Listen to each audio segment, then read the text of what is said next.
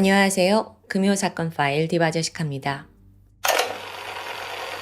평범한 회사원이던 27살 여성 장 씨.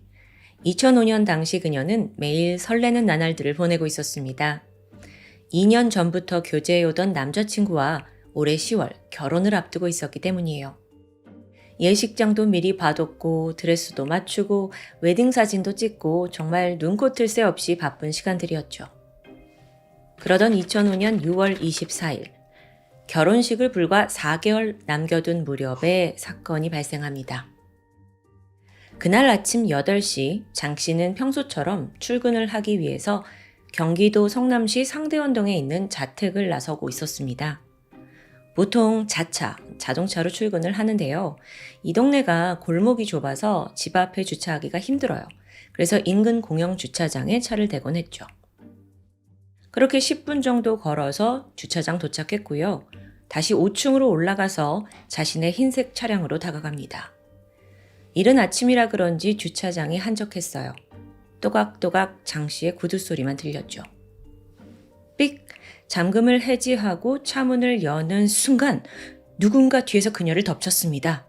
즉각 등 뒤에 찌를 듯한 통증이 전해졌죠. 장 씨가 비명을 질러요. 살려주세요! 누구 없어요? 이때 괴한은 장 씨 어깨를 잡았고 곧장 옆구리에 칼을 꽂아 넣습니다. 그리고 이어서 28차례나 계속 무자비한 공격을 이어갑니다. 장 씨는 온몸이 피투성이가 된 채 그대로 쓰러져요. 정말 너무도 갑작스러운 공격이었죠. 그러면서 장 씨 온몸뿐만 아니라 바닥, 흰색 차량까지 다 빨갛게 물들었습니다. 안타깝게도 그녀는 많은 피를 흘리면서 현장에서 즉사합니다. 이때 괴한은 그녀의 사망을 확인한 후 핸드백을 챙겨서 유유히 도주했죠. 결혼식을 코앞에 둔 예비 신부에게 왜 이런 끔찍한 범행이 벌어진 걸까요? 근데 안타깝게도요, 현장에서 범인을 특정할 만한 단서가 나오지 않습니다. 2005년 당시에 CCTV나 블랙박스가 지금처럼 보편화되지 않았잖아요. 그러니까 증거가 턱없이 부족한 거죠. 물론 경찰들은 그 주차장 인근 골목까지 전부 CCTV 수거했지만 용의자는 포착되지 않습니다. 이대로라면 난항이 예상되는 사건이었어요. 초조해하던 경찰들은 일단 목격자를 찾아 나섭니다. 혹여라도 이 주차장에서 비명을 들었거나 괴한이 뛰어가는 걸 본 사람이 있지 않을까요?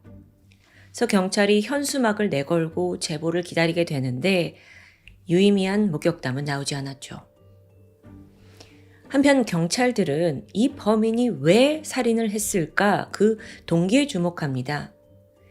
사건 당시 범인이 칼로 공격을 한 후에 핸드백을 가져갔어요. 즉 이건 강도 살인일 가능성이 다분하죠. 그런데요, 현장을 둘러본 수사관의 생각은 좀 달랐습니다. 우선 사건이 발생한 이 공영 주차장, 이 장소가 애초부터 강도 살인에 적합하지 않아요. 왜냐하면 장 씨 차가 5층에 주차되어 있었죠. 즉 범인도 5층까지 올라가야 하는데 그러는 도중에 사람들과 마주칠 가능성이 있습니다. 그 부담감을 안고 굳이 5층에서 강도 살인을 했다? 이게 일반적인 수법과는 좀 거리가 멀었던 거죠. 또한 사건이 발생한 시간도 일반적이지 않아요. 오전 8시 30분쯤, 그때는 출근 시간입니다. 보통 주차장에 사람도 많고 또 빠져나가는 차량도 꽤 돼요. 장 씨가 살해당한 그 시각에 정말 우연히도 사람이 없었을 뿐이었고요. 실제로 장 씨는 10분 만에 발견이 되었고요.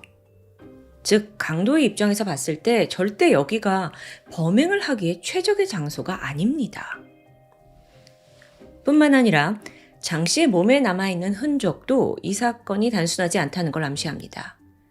28번이나 찔려서 사망했어요. 명백한 오버킬이죠. 보통 강도살인의 경우에는 빨리 제압하고 물건 훔쳐서 도망가야 하잖아요. 그래서 급소를 몇 번 찌르는 게 대다수라고 합니다. 즉 이 사건은요, 장 씨 개인적으로 관련된 어떤 치정이나 원한에 의한 보복살인일 가능성이 높습니다. 주변에 범인이 있다는 거죠. 그게 물론 가까운 사이일 수도 있지만 혹은 이미 연락이 끊겼거나 제3의 주변 인물일 가능성도 있고요. 그래서 경찰이 그 모든 걸 열어두고 본격적인 수사를 시작해요. 여기서 문제가 발생하죠.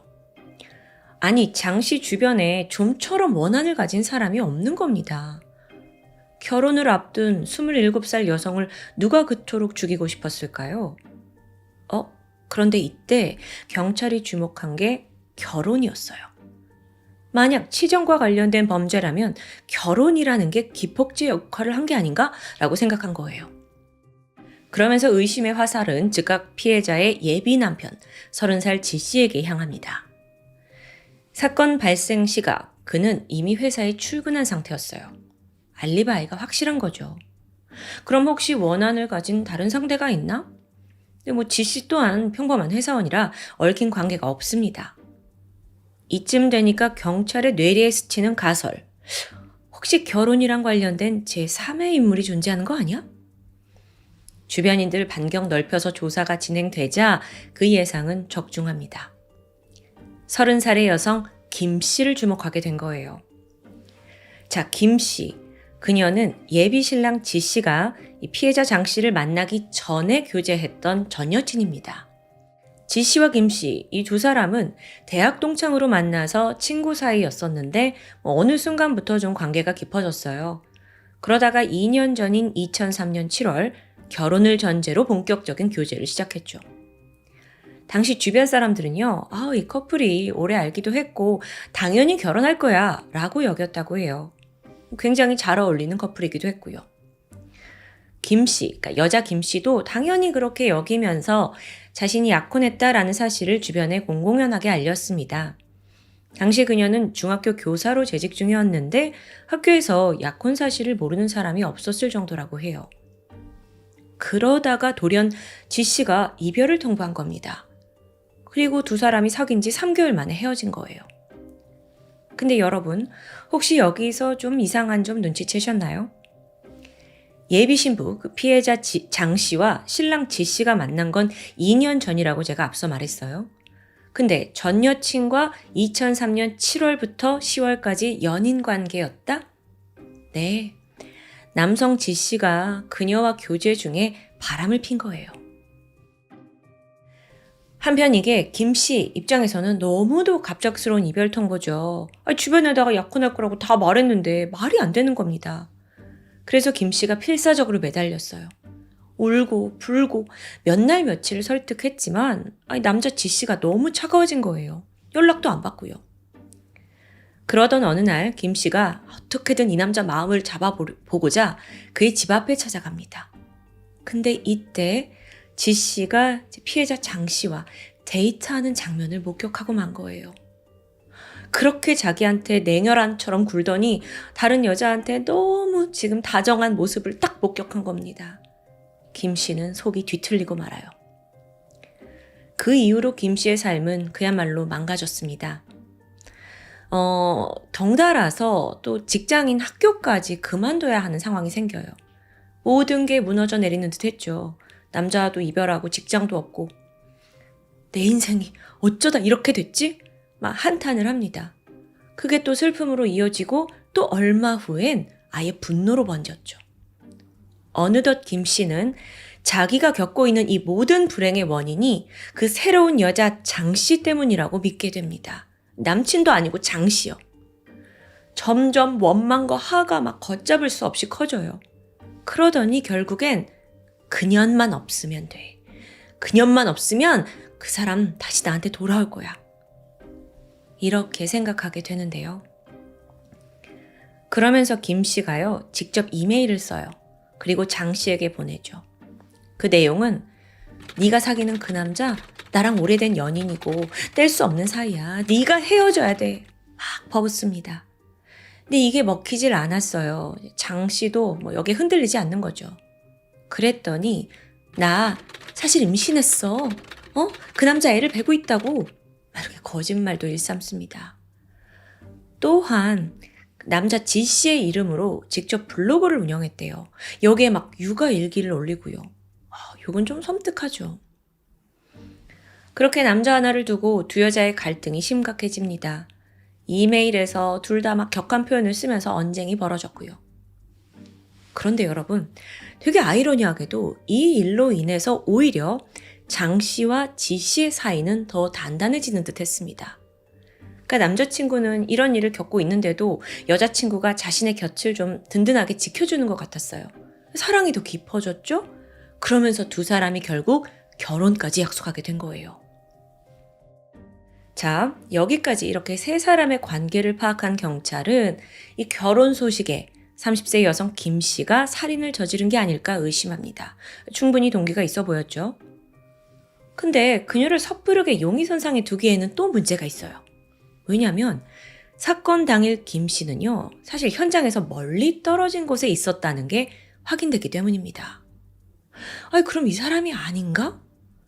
경찰도 답답해요. 막다른 길에 부딪혔죠. 동기는 완벽한데 현장에 없었다?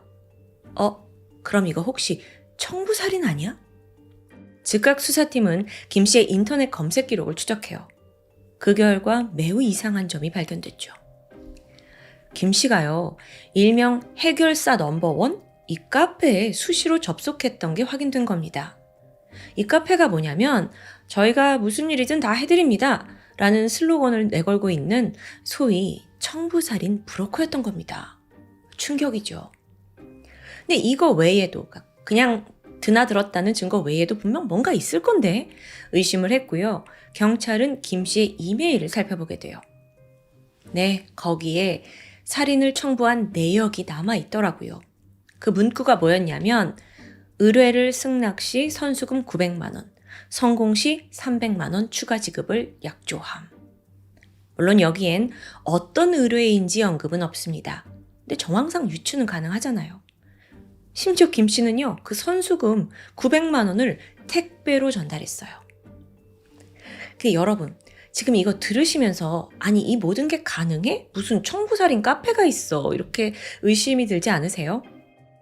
사건이 벌어진 게 2005년입니다. 근데 그 당시에는요, 인터넷 검색창에 청부살인 이것만 검색해도 온갖 카페들이 줄줄이 떴다고 해요. 물론 대부분은 그냥 돈 갈취하는 사기 사이트였죠. 근데 그 중에 일부는 실제로 돈 받고 납치, 살인 같은 범죄를 저지르기도 했습니다. 그래서 이게 당시에는 커다란 사회적 문제이기도 했고요.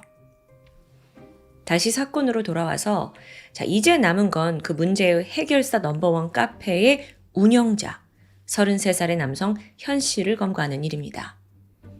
그가 사용했던 인터넷 IP 주소 추적했어요. 그랬더니 현 씨가 인천의 한 PC방에서 주로 접속을 하는 게 확인이 됩니다. 그래서 경찰이 이 PC방 인근에서 잠복 수사를 진행해요. 문제가 있었죠. 하루 이틀 그 정도는 버티는데 며칠이 지나도 현 씨가 모습을 드러내지 않는 겁니다. 이거 혹시 벌써 도주한 거 아니야? 그럴 가능성도 충분히 있어요. 왜냐면 장 씨가 사망한 상황이니까. 그럼 완전 놓치는 건데. 형사들은 일말의 희망을 버리지 않고 잠복을 이어가는데 그러다가 드디어 PC방으로 한 남성이 걸어 들어가는 걸 포착합니다. 인상착의로 보니까 딱 그 사람이에요. 결국 사건이 발생한 지 40일 만인 2005년 8월 8일 마침내 현 씨를 체포하는 데 성공했습니다. 그런데 아직 끝은 아니죠. 살인 혐의로 검거된 현 씨가 피해자 장 씨가 나는 누군지 모른다 딱 잡아떼는 거예요. 완강하게 범행을 부인합니다. 아니 근데요, 이게 좀 황당해요. 경찰이 이제 소지품 검사를 하려고 이제 무심코 바지 주머니에 있는 거 다 내놔라 했는데 거기서 웬 사진 한 장이 떡 나오는 겁니다. 피해자 장 씨예요. 심지어 뒷장에는 연락처까지 적혀 있고요. 그래서 경찰도 야, 너 누군지도 모르는 사람이라면서 왜 이 사진하고 연락처를 가지고 다니냐? 이게 말이 되냐? 너무 뻔한 거짓말에 경찰도 황당했던 거죠. 결국 강한 추궁 끝에 현 씨는 범행 일체를 자백합니다. 사건 2주 전인 6월 10일이었습니다. 지금 질투에 불타있는 김 씨가 해결사 넘버원 카페를 통해 현 씨와 접촉합니다. 그리고 운영자에게 청부살인을 의뢰했죠. 현 씨는 자신을 막 해결사라고 의기양양했는데 실제로는 좀 사기꾼에 가까워요. 그간 온갖 사건을 접수받았더라고요. 뭐 떼인 돈 받아달라는 사람도 있고 공무원 시험지 빼돌려달라는 사람도 있더라고요. 또 복수해달라는 사람까지 별의별 사건이 다 접수되었죠. 여기서 현 씨의 수법은 그래 내가 원하는 대로 다 해줄게 하면서 선수금을 요구했고요. 그냥 그 돈만 받고 챙기는 거예요. 그렇게 가져간 돈이 무려 6,200만 원가량입니다. 돈 받고는 잠수 타는 게 일쑤였고요. 어차피 의뢰인이 신고를 못한다라는 점을 이용한 거예요. 그런데 왜 이번에는 살인에 가담을 한 걸까요? 자, 왜 그랬냐면 현 씨와 김 씨 두 사람이 살인을 의뢰하는 과정에서 김 씨 이야기를 듣게 된 거예요. 그러다 불현듯 깊게 공감을 합니다.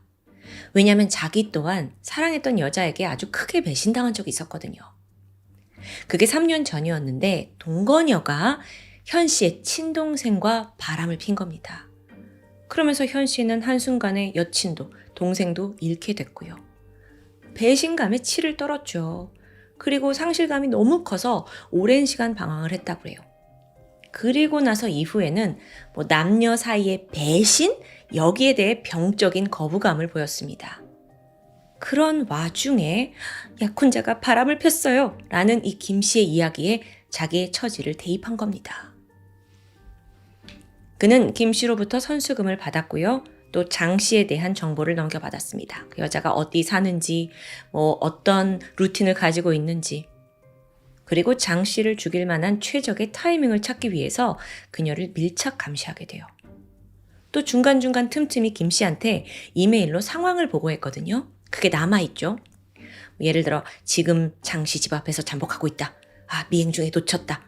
장 씨가 자주 이용하는 주차장을 파악했다. 이런 구체적인 내용이 고스란히 있었습니다. 사건 당일인 6월 24일 범인은 5층 주차장에 숨어서 아침 내내 피해자를 기다렸어요. 이미 자기가 도주할 경로도 치밀하게 계산해뒀고요. 그러다 8시 30분쯤 장 씨가 주차장의 모습을 드러냈고 차로 다가옵니다. 그녀가 문을 여는 순간 현 씨는 준비해간 흉기로 그녀를 찌르고 만 거예요. 이 공격에 장 씨가 막 비명을 질렀잖아요. 근데 이때 현 씨도 놀랬습니다. 예상과 다르게 막 소리를 크게 지르는데 나 이러다 걸릴 텐데? 그 공포감에 짓눌려서인지 무차별적으로 칼을 휘두른 거예요. 28번이 나요. 장 씨가 피투성이가 돼서 쓰러졌고 현 씨는 그 와중에도 이걸 강도살인으로 위장하기 위해서 그녀의 핸드백을 챙겨 도주합니다. 보면 상당히 현 씨가 치밀한 모습을 보이고 있어요. 그렇다 보니까 경찰이 얘가 이거 정말 첫 살인일까? 왠지 아닐 수도 있겠는데 라는 생각이 들었습니다. 그래서 다른 범죄의 가능성을 염두하고 조사를 하는데 아니나 다를까. 현 씨의 또 다른 청부살인이 드러납니다. 심지어 이건 장 씨를 죽인 후에 벌어진 일이에요. 생각해보면 검거까지 40일밖에 걸리지 않았다고 했잖아요. 근데 그 사이에 살인을 또 한 거예요. 어쩌면 첫 번째 장 씨를 죽이고 나서 어느 정도 자신감이 오른 게 아닌가라는 생각이 듭니다. 아니 이거 돈도 벌고 걸리지도 않고 너무 좋은데? 나 살인에 재능 있는 거 아니야? 한탕 더 뛰어볼까? 이런 거예요. 두 번째 살인은 2005년 7월 22일이었습니다. 이때 또 다른 공범이 있는데 자기 친구 홍 씨를 끌어들여요. 그리고 인천 부평구 만월산으로 향했죠. 의뢰받은 타겟은 39살의 A 씨였습니다. 미리 인터넷 채팅을 통해서 A 씨에게 접근을 했고 만월산으로 불러낸 상황이었어요. 그리고 공범 친구와 같이 가서 그를 목졸라 살해했죠. 현 씨는 시신을 화정동 변전소 앞길에 유기합니다. 그리고 이 일을 끝내고 현 씨와 그의 친구가 챙긴 건 각각 225만 원이었습니다. 이 돈 때문에 지금 살인의 자신감이 붙어 올라가지고 막 계속 저지르고 다니는 거예요. 자, 이렇게 현 씨가 검거되고 모든 걸 자백하면서 동시에 청부살인을 의뢰한 김 씨의 죄도 드러났죠.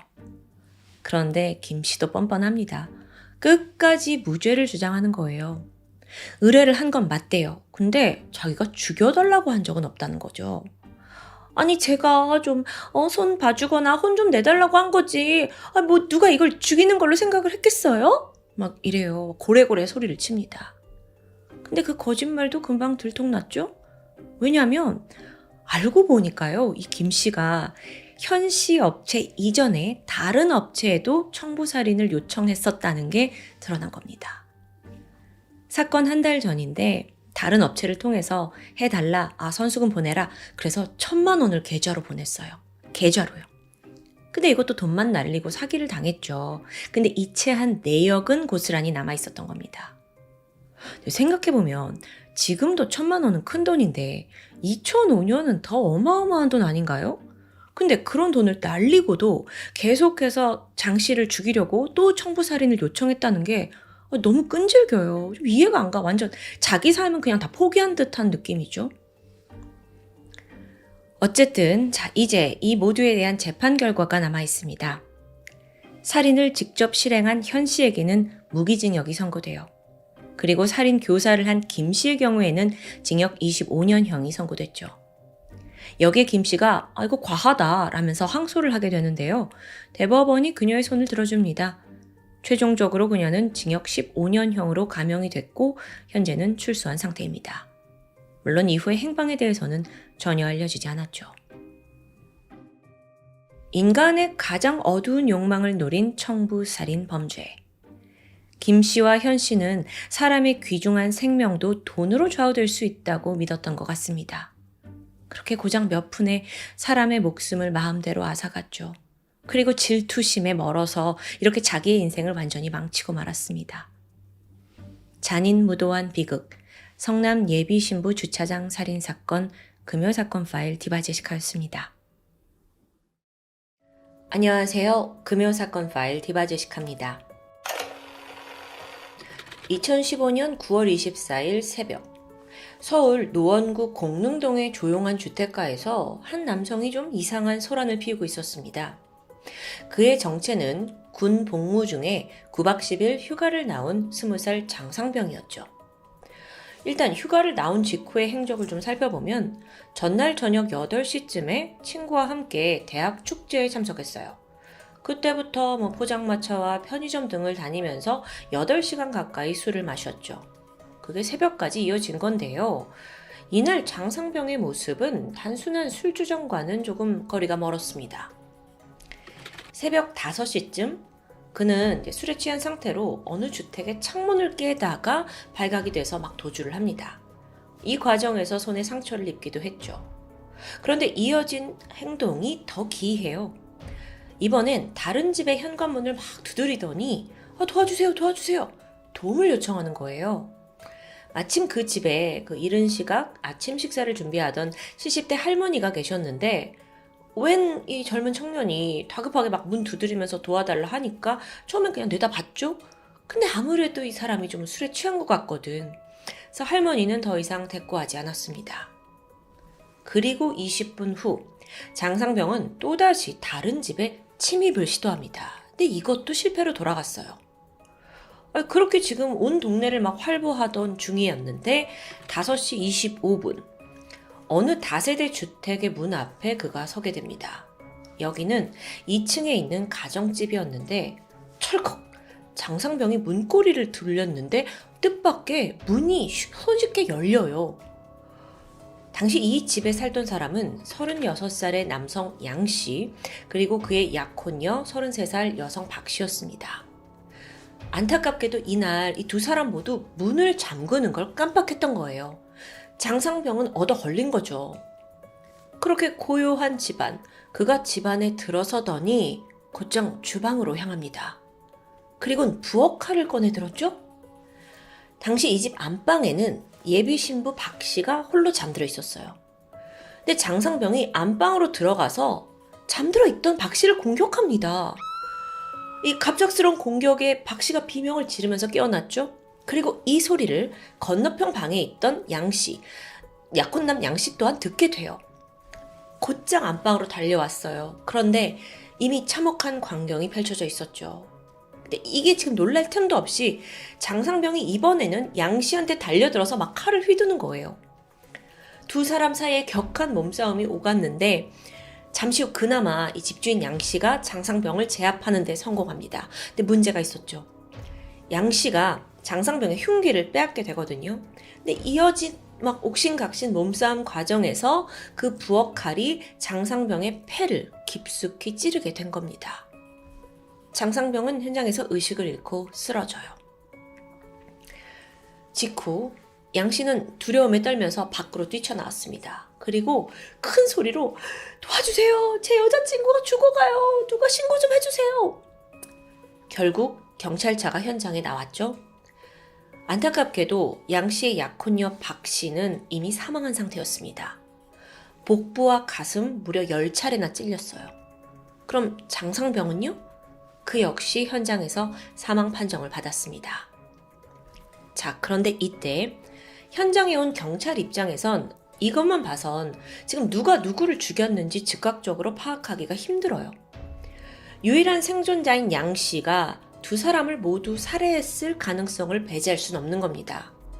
그래서 일단 그를 유력한 용의자로 보고 수사에 들어갔죠. 하지만 주택가 CCTV를 다 살펴보니까 이 모든 게 숨진 장상병으로부터 비롯되었다는 게 드러납니다. 그 전부터 유리창 깨고 막 남의 집에 도망 다니면서 막 도와달라고 하고 그랬잖아요. 그 모습이 고스란히 남아 있었던 거죠. 자, 그러면 여기서 이 집주인 양 씨와 침입자 장상병은 무슨 관계였냐? 처음에 경찰은 이 두 사람 사이에 무슨 원한이 있을 거다라고 생각을 했습니다. 장상병이 술에 취해서 이 집 저 집 돌아다니긴 했지만 이건 역시 양 씨를 찾기 위한 과정일 수도 있다라고 생각을 한 거죠. 심지어 장상병은 그 사건 당일에 친구와 헤어지면서 이런 말을 했어요. 나 누구 좀 만나러 가야 돼. 누구를 만나러 간다? 자, 그렇다면 이건 장상병의 계획적인 범행이었냐? 조사 결과는 놀라웠습니다. 지난 1년간의 통화 기록, 핸드폰 디지털 포렌식, 지인들 증언 다 종합을 해서 했죠. 두 사람은 일면식도 없는 거예요. 그러니까 생판 모르는 사람들. 그럼 혹시 죽은 약혼녀 박 씨와 장상병 사이에 무언가가 있었던 건가? 전혀 아니었습니다. 이들 사이의 유일한 연결고리라고는 딱 하나. 살고 있던 공릉동이 과거 장상병이 거주했던 동네라는 그 점뿐이에요. 근데 사실 이 장상병 양씨 박씨는 같은 동네 주민이긴 했지만 딱히 인연이 있진 않았고요. 네, 이 사건은 장상병이 저지른 묻지마 살인이었던 겁니다. 보통 묻지마 살인을 하는 범인들은 정신적으로 문제가 있다거나 혹은 이미 주변 사람들이 이 사람 좀 이상한데 하고 위험을 인지하는 경우가 많아요. 그럼 혹시 이 장상병이 현재 지금 휴가를 나온 상황이었잖아요. 군대에서도 문제를 일으켰던 사람인가 봤더니 관심병사도 아니었고 오히려 모범병사에 가까웠던 사람이라고 해요. 정신병력 있던 것도 아니고요. 이거 정말 이상하죠. 그나마 지인들에 따르면 이 장상병이란 사람이 평소에 술을 마시면 다소 격해지는 경향이 있다고 합니다. 부검 결과 그날 혈중 알코올 농도가 0.191, 만취 상태였습니다. 일반적으로 0.15%가 넘으면 언어 구사가 힘들어지고 판단에 좀 심각한 문제가 발생한다고 보고 있는데요. 그런 상태였던 거죠. 자, 그럼 여기서 장상병의 범행 동기는 술에 취해서 저지른 묻지마 살인이라는 결론에 다다릅니다. 근데 이게 워낙 받아들이기가 힘들어요. 그래서 일각에서는 정말 장상병이 범인이 맞는 건가? 라는 의심이 피어오르게 됩니다. 그렇다면 의혹을 받을 사람은 현장에서 유일하게 살아남은 양 씨겠죠. 양 씨와 사망한 예비 신부 박 씨는 무려 9년간 연인 사이를 이어오고 있었습니다. 그리고 2달 뒤에 결혼을 앞두고 딱 동거 중인 상황이었어요. 양 씨 입장에선 하필 그날 문을 잠그지 않고 그러다 낯선 이가 들어와서 약혼녀를 잃게 된 진짜 황당한 상황인 거죠. 자기는 약혼녀를 살해할 이유가 전혀 없다라면서 억울해했습니다. 근데 이 상황에서 의혹에 불을 지핀 건 모 방송 프로그램의 보도였습니다. 당시 방송에서 양 씨를 둘러싼 각종 의혹을 보도하게 된 거예요. 예를 들어서 양 씨가 사건 당일날 밤에 약혼녀와 다른 방에서 자고 있었다. 이상하지 않냐? 또 장상병이 집에 침입하기 전에 여성의 비명소리를 들었다는 주민의 인터뷰가 있었다. 라는 내용이 주요 쟁점이었습니다. 이게 방송을 통해 나간 거예요. 자, 그러면 여기서 그날 양 씨가 같은 방에서 자지 않고 다른 방에 있었던 데 이유가 있냐? 이건 양 씨의 직업을 통해 설명됩니다. 그는 낮에는 회사를 다녔지만 밤에는 틈틈이 글을 쓰는 작가였어요. 그래서 평소에도 밤 늦게까지 작업실에서 일을 하다 잠드는 경우가 많았고요. 그날 밤도 마찬가지였던 겁니다. 또한 두 번째로 쟁점이 된 그 여성의 비명소리, 그걸 누군가 들었다고 했잖아요. 사실 이게 양 씨를 의심하게 만드는 가장 큰 이유이기도 했는데요. 먼저 경찰이 CCTV를 확인한 결과 장상병이 양 씨 집에 들어간 시각은 새벽 5시 28분입니다. 그런데 주민이 들었다던 여성의 비명소리는 그보다 1분 전인 5시 27분이라고 해요. 이 제보자는 주민 A씨라고 할게요. 이 사람이 해외에 있는 아들과 당시에 이제 새벽에 카톡을 주고받고 있었는데 소리를 들었다고 해서 시간을 분명히 기억하고 있었습니다. 자, 그럼 여기서 이런 시나리오가 등장합니다. 집에 있던 양 씨가 어떤 이유로 약혼녀 박 씨를 공격했어요. 때마침 밖에서 배회하고 있던 장상병이 이걸 듣고 도움을 주려고 1분 만에 집 안으로 들어간 거죠.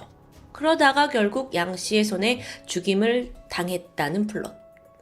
물론 방송에서 이렇게 직접적으로 내비치진 않았지만 뭔가 방송의 흐름상 양 씨를 굉장히 의심하는 내용을 좀 추정해 볼 수 있었던 겁니다.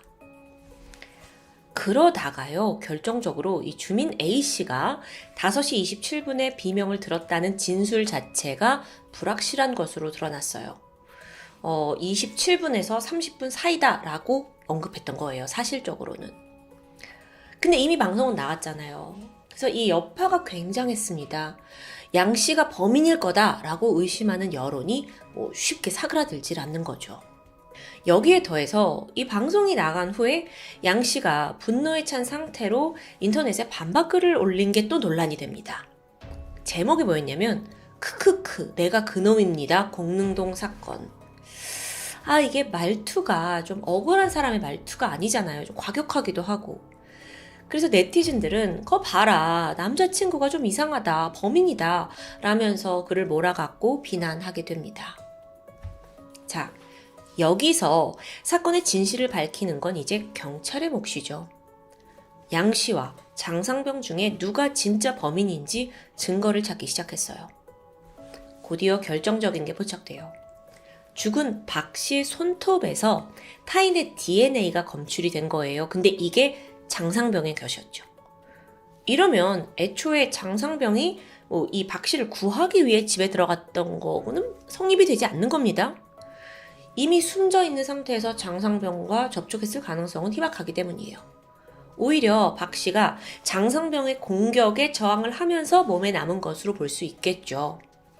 또한 그녀의 몸에서는 이 약혼남 양 씨의 DNA는 검출되지 않았어요. 그러면 최소한 양 씨는 박 씨의 사망과 아무 관련이 없다는 게 입증됩니다. 반면 죽은 장상병의 손톱에서 양 씨 DNA가 발견됩니다. 이 두 사람 간에 다툼이 있었다는 증거죠. 결국 이 DNA들을 통해서 범인으로 몰린 양 씨는 오직 장상병의 죽음에만 관련이 있었다라는 결론을 얻을 수 있었는데요. 약혼녀에 대한 혐의는 벗게 된 거죠. 거짓말 탐지기에서도 진실 반응이 나왔고요. 자, 그렇다 해도 지금 그가 몸싸움 와중에 부엌칼로 장상병을 찌른 것, 살해한 것만큼은 분명한 사실이죠. 그럼 여기에 대해서는 어떤 처분을 받게 될까요? 법정에 양 씨가 섰는데 나는 방어를 하는 과정에서 의도치 않게 살해를 했다고 말했습니다. 그날 어떤 일이 벌어졌냐면 일단 흉기를 뺏었어요. 이때 장상병이 그의 몸 위로 올라타서 계속 공격을 합니다. 양 씨는 몸을 제압당하고 누운 상태에서 그나마 한쪽 손이 자유로우니까 이걸로 칼을 집어들고 장상병의 옆구리를 찌른 거고요. 이게 치명상이 돼서 결국 죽음에 이르렀는데요. 실제로 양 씨의 이마와 손에선 이 저지하던 중에 생긴 상처가 확인이 됐습니다. 따라서 경찰은 양 씨의 살인이 정당방위였다라고 인정하게 돼요. 그리고 사건 발생 2개월 만에 불기소 의견으로 검찰에 송치하게 되죠. 그런데 여러분, 그거 아세요? 우리나라에서 살인이 정당방위로 인정된 케이스는 극히 드뭅니다. 양씨 사건 이전에 마지막으로 정당방위가 인정되었던 건 1990년이었는데 이게 사실 정당방위가 쉽게 인정이 되면 결국 살인이라는 행위를 저질러 놓고도 처벌을 피해갈 수 있기 때문에 이 현행법상 이 인정 기준이 아주 까다로울 수밖에 없어요. 당연하겠죠. 근데 이 사건에서 경찰은 이 사건이 정당방위가 성립된다고 봤어요. 그 근거가 뭐냐? 현재 지금 막 공격을 받고 침해를 받고 있는 중에 나를 살리기 위해, 방어하기 위해 공격했고 살인을 한 것은 정당방위라는 거예요. 조금 더 예를 들자면 가정학대를 당하는 아이가 있어요. 근데 부모를 살해할 경우 학대를 받는 도중에 방어 차원에서 살인을 하는 건 정당방위로 인정됩니다. 그런데 이 물리적인 폭력이 다 끝났어요. 그리고 잠에 든 부모를 살해한다? 이건 정당방위가 성립이 안 되고 존속살인에 해당하는 거죠. 자, 그러면 쌍방이 싸우다가 목숨의 위협을 느껴서 상대를 죽여도 된다는 건가? 물론 그건 아닙니다. 이 현재라는 상황에서 충분히 이 살인이 아니라 도저히 다른 선택지가 없을 경우에만 인정이 되는 거죠. 자, 여러분, 사실 굉장히 까다로운 기준이에요. 그래서 이걸 지적하는 여론도 만만치 않고요. 어쨌든 경찰은 양 씨가 이 조건을 충족한다고 봤어요. 당장에 닥친 위험을 제거하기 위해서 불가피했던 거라고요. 물론 그에게는 살해할 의도가 없었고 여자친구 사망과는 무관하다는 조사 뒤에 내려진 결론입니다. 그런데 이 사건은 이제부터 어렵습니다. 경찰은 그렇게 인정을 했는데 검찰은 아니었어요. 검찰에서는 웬만하면 정당방위를 쉽게 인정해주고 싶지 않았던 것 같아요. 그래서 양 씨가 검찰에 송치된 이후 무려 2년 동안이나 혐의를 벗지 못하고 계속적인 조사를 받게 됩니다. 근데 자, 당신이 죽인 거 아닙니까? 근데 내가 죽였다 한들 나한테 지금 집안에 갑자기 들어온 장상병을 죽일 이유가 뭐가 있냐는 겁니까? 나는 저 사람을 지금 처음 본 사람인데. 그러니까 아무리 봐도 이게 정당방위 외에는 사실 살인 동기를 찾기가 어렵죠. 결국 2017년 10월 검찰은 양 씨의 살인이 정당방위였다는 것을 인정합니다. 불기소 처분을 내려요. 이건 약 30년 만에 최초로 살인의 정당방위가 국내에서 인정된 케이스였습니다. 이런 특이점 때문에 사건은 많은 관심을 받았습니다. 하지만 그 누구도 양 씨 본인이 겪었을 고통에는 깊이 공감해주지 못했죠. 하룻밤 새에 일면식도 모르는 남성에게 지금 결혼 2달 앞둔 연인을 잃게 됐어요. 그리고 자기의 몸을 던져서 범인과 맞섰지만 그 과정에서 범인이 사망했고 유일한 생존자라는 이유로 졸지에 여자친구를 죽인 살인범으로까지 몰리게 된 거예요. 이 판결이 나오기까지 2년이라는 시간 동안 양 씨는 세간의 손가락질을 받아야 했습니다. 이후에 한 인터뷰를 진행했는데 그가 자기는 2년 동안 여론살인에 힘들었고 극단적 선택까지 생각할 정도였다고 고백합니다.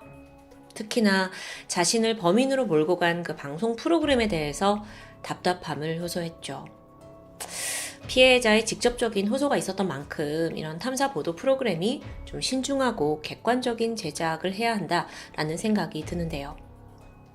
자, 그렇게 일단락 되는 듯 했지만 여러분 어딘가 찜찜하지 않으세요? 이 사건에는 근본적인 의문점이 존재합니다. 그날 밤 장상병은 왜 살인을 한 걸까요? 아니 이전에 아무런 전조 증상도 없었잖아요. 정말 미스테리하죠. 그것도 사람을 한 번 찌른 게 아니에요. 10번 정도 찔렀어요. 처음 본 사람을요. 정말 피해자 박 씨와 양 씨 입장에서는 억울하고 분통할 입장이고 또 제3자인 저희가 사건을 바라봤을 때는 이 살해 동기가 너무도 미스테리한 부분입니다.